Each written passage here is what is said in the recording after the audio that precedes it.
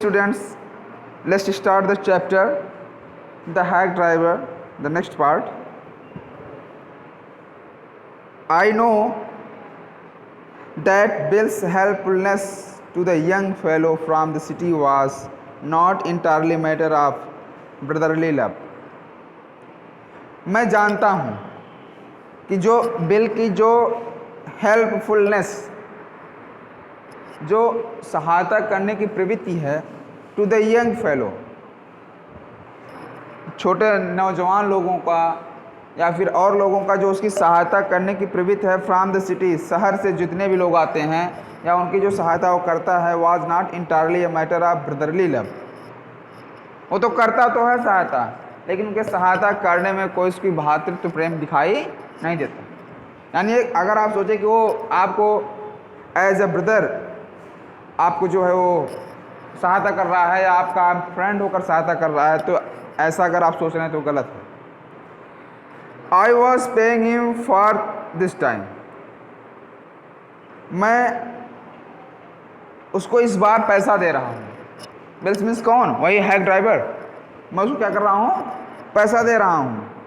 In the end I paid him for 6 hours including the lunch hours at what was then a very high price.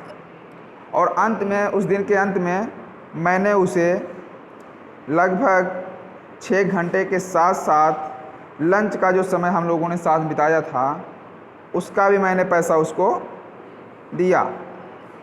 और lunch कहाँ बिताया था? उसके घर पे, तो उसका भी पैसा उसको देना पड़ा. But he was no more dishonest than I, लेकिन वह हमसे ज़्यादा बेईमान, मेरी अपेक्षा में ज़्यादा बेईमान नहीं था. I charge the whole things to the firm, मैंने उसको जितनी भी चीज़ें दी दृढ़ संकल्प रूप, यानी मैं पूरी तरह से उसको पूरा चार्ज देने का प्रयास किया. यानी जितना उसका था बन रहा था पैसा, मैंने उसको पूरा उतना देने का प्रयास किया और दिया भी. But it would have been worth paying him myself to has his presence, लेकिन मेरे लिए वह जो दिन भर मेरे साथ रहा, उसकी जो उपस्थिति साथ मेरी रही, उसके लिए मैं कुछ अदा नहीं कर पाया. उसके लिए क्या हुआ? मैं कुछ उसको नहीं दे पाया. He cheerful country, wisdom was very refreshing to a country boy like myself who was sick of the city. यहाँ कंट्री का मतलब है गांव. इस लाइन में जो कंट्री का मतलब है वो गांव की बात हो रही है. He cheerful country, wisdom was very refreshing to a country boy like myself who was sick of the city. उसकी ये जो प्रसन्नचित गांव का जो परिवेश था, कह सकते हैं, जो उसका दिमाग था गांव में रहते हुए, वह मेरे जैसे गांव के लड़के का भी दिमाग रिफ्रेश कर दे रहा था. लेकिन मैं गांव का नहीं बल्कि मैं शहर का आदी था. मुझे शहर अच्छा लगता था, मौका मिलने पर मैं गांव आना चाहता था, लेकिन वह गांव में रहते हुए बड़ा ही प्रसन्नचित और बुद्धिमान व्यक्ति था. As we sat on the hill top, जैसे कि हम हिल टॉप पर यानी पहाड़ की ऊंचाइयों पर बैठे, looking over the pastures and creek which slipped among the trees, हम लोग पहाड़ की ऊंचाई पर बैठ करके जो नीचे चारागाह थे, जो क्रिक्स थी, घाटियाँ थी, दरारें थी, जहाँ से पेड़ फिसलते हुए दिखाई दे रहे थे, लटके हुए पेड़ दिखाई दे रहे थे, हम लोग वहाँ बैठकर उस प्राकृतिक दृश्य को देख रहे थे. He talked of new million, वह न्यू मिलियन के बारे में बात कर रहा था.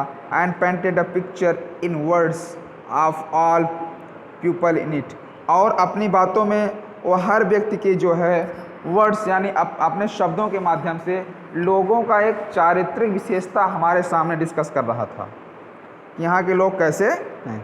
ही नोटिस्ड एवरीथिंग, उसने हर चीज़ बारीकी से ध्यान दिया था. But no matter how much he might laugh at people, लेकिन अगर जो व्यक्ति इतना ध्यान से पूरे गांव के बारे में सोच रहा हो, इसमें बहुत बड़ी बात नहीं होती हो किस व्यक्ति पर हंस रहा है और किस व्यक्ति की प्रशंसा कर रहा है या बुराई कर रहा है. यानी किसका वो मजाक उड़ा रहा है, किसकी जो है भलाई कर रहा है, किसकी जो है वो अच्छाई बता रहा है, इसमें कोई बहुत बड़ी बात नहीं है. He also understood and forgave their foolishness, वह समझता भी था और अपने मूर्खता पर भी उसे शर्म आती थी, ध्यान देना नहीं चाहता था. He described the minister's wives who sang the loudest in church when she was most in depth. उसने उस मंत्री की पत्नी के बारे में बताया कि जब जिसके ऊपर ज़्यादा कर्ज हो जाता है तो चर्च में जा करके ज़ोर ज़ोर से गा करके प्रार्थना करने लगती हैं। यानी ऐसा कहते हुए वो हंस भी रहा था। He commented on the boys who came back from the village in fancy clothes. उसने उन लड़कों के ऊपर भी कमेंट किया जो शहर से सर्विस करने के बाद गांव में रंग बिरंगे कपड़े पहनकर आते हैं, उनका भी वो मजाक उड़ाया। ऐसे हमारे दैनिक जीवन में बहुत से लोग मिल जाते हैं कि स्टेशन से उतरे, चश्मा लगाकर रिक्शे पर बैठकर ऐसा लगता है जैसे कोई महाराजा प्रवेश कर रहे हैं। He told about the liar whose wife could never succeed in getting him to put on both collar and a tie on the same day. उसने उस वकील के बारे में बताया कि जिसकी पत्नी पूरा दिन प्रयास करने के बाद भी अपने पति के लिए कोट और टाई बना नहीं सकती थी। बहुत ही परेशान थी क्योंकि वकील का जो प्रोफेशन होता है, लॉयर का, वो टाई कोट वाले होते हैं, तो उनके लिए वो सेट नहीं कर पाती थी। तो उसकी भी बात बता करके वो बहुत हंसा। He made them all alive. उन सारे लोगों को, जो गांव के लोग थे जिनकी भी कहानियाँ थी, ऐसा लग रहा था जैसे उसने सजीव चित्रित किया हो।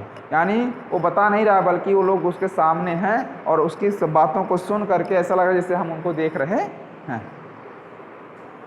On that day I came to know New Millennium better than I did the city. उसी दिन मुझे पता चला कि ये जो न्यू मिलियन है वो उन शहरों से ज़्यादा अच्छा है जिसमें मैं रहता हूँ। And to love it better, और मैं ऐसे शहर से या ऐसे गांव से बहुत ही प्रेम करता हूँ। Bill didn't know about college and cities.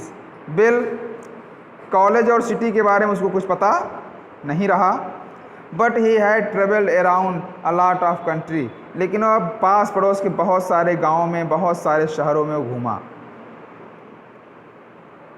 And had a lot of jobs, और उसने वहाँ पे घूमते हुए बहुत सारी नौकरियाँ भी की। यहाँ पे देखिए हैड के साथ हैड लगा हुआ है, समझ में ना? कि एक हैड हेल्पिंग वर्ब है और दूसरा हैड हैव का थर्ड फॉर्म है।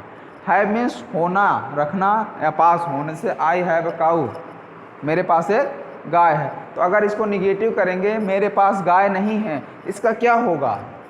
आई did not have a cow, sorry, मेरे पास गाय नहीं है, I do not have a cow. तो यहाँ पे देखिए डू नॉट हेल्पिंग वर्ब हो गया, नहीं do helping verb not negative form हो गया,